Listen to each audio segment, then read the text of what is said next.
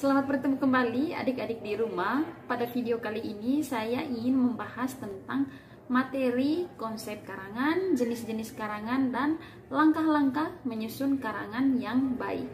Jadi ikuti terus video ini sampai selesai.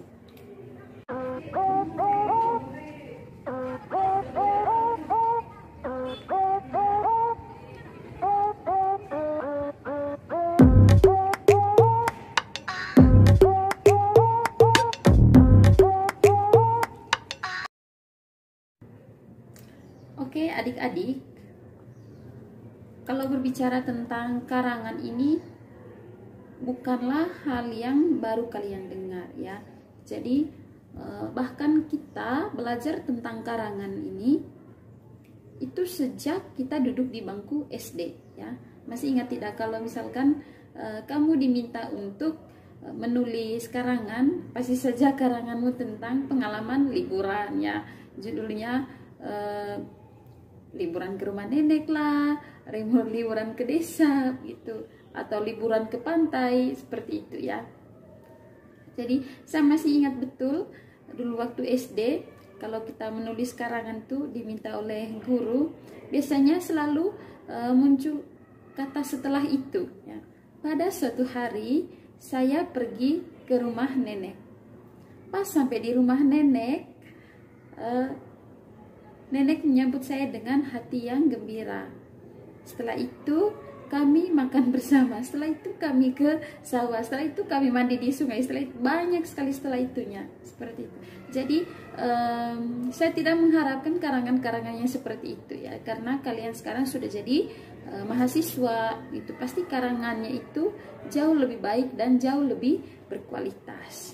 Jadi itulah yang saya harapkan melalui materi karangan ini nanti, jenis-jenis karangan, dan juga saya akan menjelaskan langkah-langkah mengembangkan paragraf yang baik agar nanti paragraf kita itu tidak seperti karangan anak SD, paragraf-paragraf pada karangan anak SD, sehingga tidak selalu muncul kata setelah itu atau kata pas waktu itu gitu ya. Seperti itu. Oke. Adik-adik,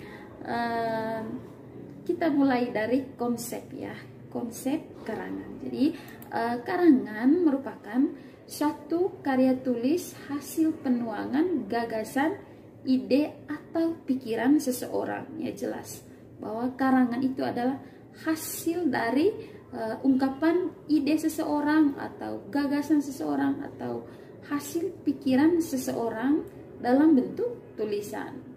Atau bisa juga karangan merupakan rangkaian hasil ide dan gagasan atau perasaan penulis dalam bentuk tulisannya. Jadi setiap karangan dibuat berdasarkan tema tertentu ya. Misalkan karena kamu sekarang sudah jadi mahasiswa, jadi bisa temanya tentang percintaan, awal aku mengenalnya, misalnya seperti itu ya. Atau tentang Natal bersamanya, lingkungan hidup juga bisa ya, kemudian tentang budaya juga bisa, atau tentang kehidupan sosial di masyarakat juga bisa, atau temanya tentang hutan dan sebagainya ya.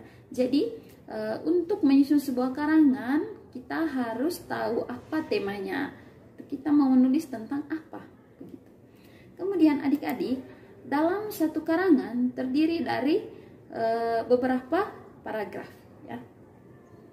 Dan setiap paragraf itu mengandung gagasan utama dan gagasan penjelas. Jadi itulah yang membuat karangan kita itu berkualitas. Misalnya di dalam karangan ini ada 4 paragraf. Nah, paragraf satunya gagasan utamanya apa? Paragraf kedua gagasan utamanya apa? Begitu juga dengan paragraf ketiga dan keempat.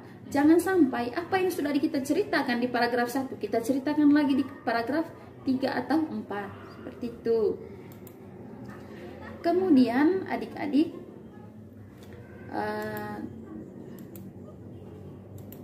kita lihat satu contoh di sini. Misalnya karangan tentang pengalaman mendaki gunung saat liburan ya. Pengalaman mendaki gunung. Siapa di antara kalian yang punya hobi mendaki gunung? Pasti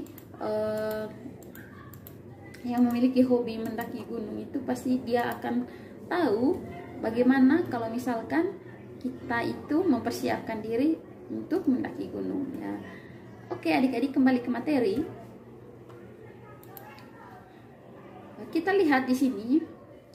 Di sini hanya contoh saja ya. Terdapat misalkan karangan yang akan kalian buat itu terdiri dari 8 paragraf. Maka di paragraf 1 kita harus tentukan di setiap paragraf itu kira-kira kita mau ceritakan apa, ide pokoknya apa.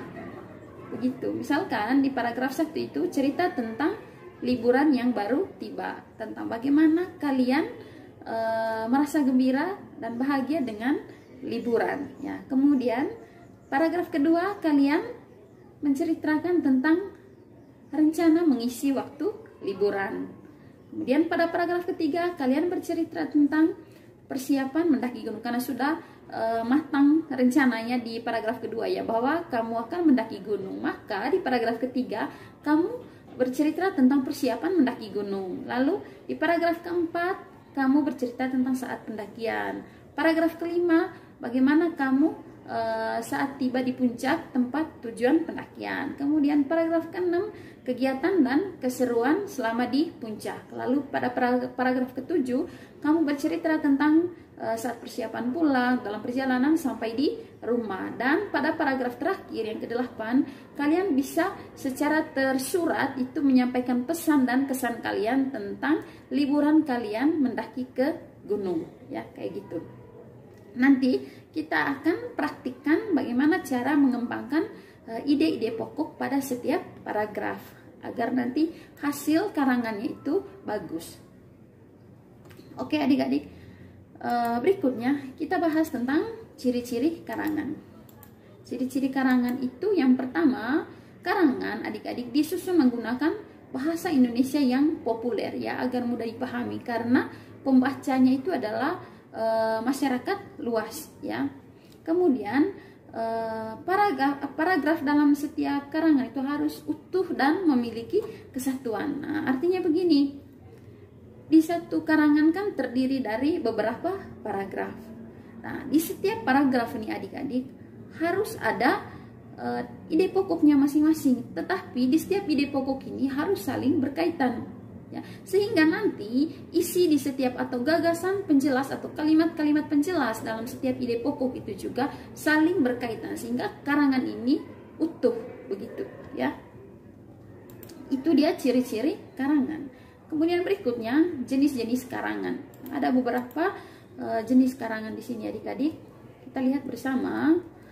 Kita mulai dari berdasarkan sifatnya ya. Berdasarkan sifatnya itu karangan terdiri dari karangan fiksi dan non-fiksi. Kalau karangan fiksi itu jenis karangan yang dihasilkan berdasarkan imajinasi atau hasil dari karya imajinasi. Itu hanya hasil imajinasi, apa yang kamu pikirkan, apa yang kamu bayangkan, apa yang kamu imajinasikan, kamu tuangkan di dalam bentuk tulisan. Ya, bukan berdasarkan apa yang kamu alami. Nah, itu dia karangan yang fiksi. Tetapi kalau karangan yang non fiksi ini jenis karangan yang dibuat berdasarkan fakta ya dan kejadian yang dialami penulis atau orang lain dan dipoles dengan pilihan kata yang populer gitu. Itu dia berdasarkan sifatnya. Lalu berdasarkan bentuk dan tujuannya. Berdasarkan bentuk dan tujuannya adik-adik, karangan ini terdiri dari 5 jenis ya. Ada karangan deskripsi, kemudian karangan narasi, kemudian karangan eksposisi, karangan argumentasi, dan karangan persuasi. Nah, karena namanya sudah beda, maka ciri atau tujuan dari setiap jenis karangan tentunya juga beda. Nah, itulah yang akan kita pelajari. Baik adik-adik, berdasarkan bentuk dan tujuannya, yang pertama kita akan bahas tentang karangan deskripsi. Ya, deskripsi itu karangan merupakan suatu kumpulan ide atau gagasan penulis tentang pendeskripsian suatu objek, ya, tentang objek tertentu seperti orang, kemudian atau hewan, atau tempat tertentu atau suasana tertentu ya. Dia mendeskripsikan itu, dan melalui deskripsiannya itu adik-adik membuat si pembaca ini seolah-olah dapat melihat langsung objek yang dideskripsikan atau dapat merasakan langsung suasana yang dideskripsikan penulis dalam tulisannya. Misalnya dia mendeskripsikan tentang bagaimana sensasinya minum kopi di dekat Danau Ranamese. Nah, Danau Ranamese ini ada di Kabupaten Manggarai, ya, di Nusa Tenggara Timur. Begitu. Bagaimana dia akan menceritakan bagaimana kedamaian hati yang dia alami ketika dia ngopi sendiri di tengah kesunyian di dekat Danau Ranamese, seperti itu ya. Dia menceritakan itu dan dipolesi dengan kata-kata yang indah tetapi populer, sehingga melalui tulisannya itu si pembaca ini ikut merasakan bagaimana sensasi yang dia rasakan saat dia minum kopi hangat di dekat Danau Ranamese, yang notabene tempatnya itu pasti dingin, ya, begitu. Nah, itu deskripsi. Atau misalkan seseorang itu, kamu itu bisa mendeskripsikan orang, misalnya orang yang sudah meninggal dunia, ya, sudah meninggal dunia, kemudian dia mau menceritakan tentang baiknya orang itu terhadap orang lainnya. Misalkan dia mau menceritakan tentang baiknya si orang yang sudah meninggal ini kepada temannya, gitu. Dia deskripsikan bagaimana ciri-ciri fisiknya, kemudian dia juga menyampaikan sifatnya, kemudian perilakunya, seperti itu, sehingga si pendengar ini atau temannya ini seolah-olah bisa atau pernah melihat orang seperti itu, seperti yang dia deskripsikan itu. Oke, itu dia tentang karangan deskripsi, ya. Kemudian berikutnya karangan narasi. Ya. Narasi ini adik-adik suatu kisahannya, kisahan seseorang tentang sesuatu hal. Misalkan narasi atau kisahan tentang kejadian atau peristiwa yang dialaminya ataupun yang dilihatnya, gitu ya. Dan dia menceritakannya secara kronologi dari awal sampai akhir, ya, tentang satu kejadian atau peristiwa yang dialaminya ataupun yang dialami oleh orang lain, tetapi dia yang mengisahkannya, seperti itu. Misalkan tentang pengalaman mendaki gunung atau tentang peristiwa tabrakan juga, ya, mungkin dia melihat secara langsung peristiwa tabrakannya, seperti dia bisa menuliskan dalam bentuk tulisannya, seperti itu. Atau tentang kejadian gempa bumi yang pernah dialaminya, seperti itu. Nah, di dalam karangan narasi ini adik-adik, ciri khususnya yaitu si pencerita atau si penulis ini dia menyampaikan ide atau gagasannya itu secara kronologi dari awal sampai akhir, ya, sehingga itu yang membedakan jenis karangan ini dengan karangan yang lainnya, begitu. Lalu jenis karangan yang ketiga yaitu karangan eksposisi, ya.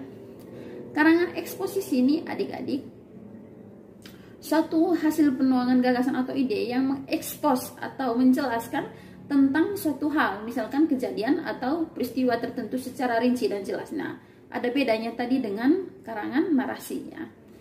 Contohnya itu kalau eksposisi, contohnya secara lisan itu, kalau secara lisan misalkan berita-berita yang disampaikan melalui media elektronik seperti TV atau radio. Tetapi eksposisi secara tertulis itu bisa kamu lihat di media-media cetak, ya. Itu dia menjelaskan atau menyampaikan, mengekspos sesuatu kejadian itu secara jelas dan rinci. Itu ciri khusus dari karangan eksposisi. Lalu karangan argumentasi. Nah, pada karangan argumentasi ini adalah hasil ungkapan ide atau gagasan yang bertujuan untuk membuktikan suatu kebenaran dari isu-isu atau masalah yang sedang viral. Jadi karangan ini itu harus disertai data pendukung karena dia menceritakan tentang fakta, ya. Misalnya tentang apa ya, pentingnya menanamkan kebiasaan membaca sejak dini untuk membentuk pribadi yang berliterasi. Nah, hal ini dia atau orang ini berargumen tentang pentingnya menanamkan kebiasaan membaca itu karena berangkat dari masalah bahwa rendahnya minat baca pada baik mahasiswa maupun siswa sekolah dasar, SMP dan SMA. Seperti itu, ya. Itu karangan argumentasi. Berikutnya, karangan persuasi. Karangan persuasi ini merupakan kumpulan ide atau gagasan yang bertujuan untuk mempengaruhi atau membujuk pembaca, ya. Kalau misalkan secara lisan itu persuasi itu biasa dilakukan oleh orang-orang yang sedang berkampanye, seperti itu, yaitu persuasi, membujuk, atau setiap kata-katanya itu membujuk orang lain atau mempengaruhi orang lain agar memilihnya, begitu ya. Kemudian misalkan secara tertulis, tulisan tentang khasiat suatu jenis produk, misalnya ulasan mengenai kemampuan sampo tertentu dalam mengatasi ketombe, atau ulasan mengenai pentingnya membuang sampah pada tempatnya agar terhindar dari penyakit, ya. Jadi karangan persuasi ini adalah karangan yang isinya itu membujuk pembaca atau pendengar agar mengikuti atau terpengaruh dengan isi ulasannya di dalam tulisan atau karangan itu.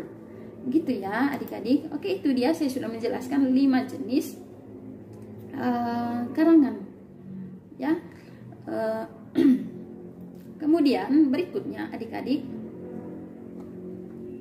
saya akan menjelaskan tentang langkah menyusun karangan.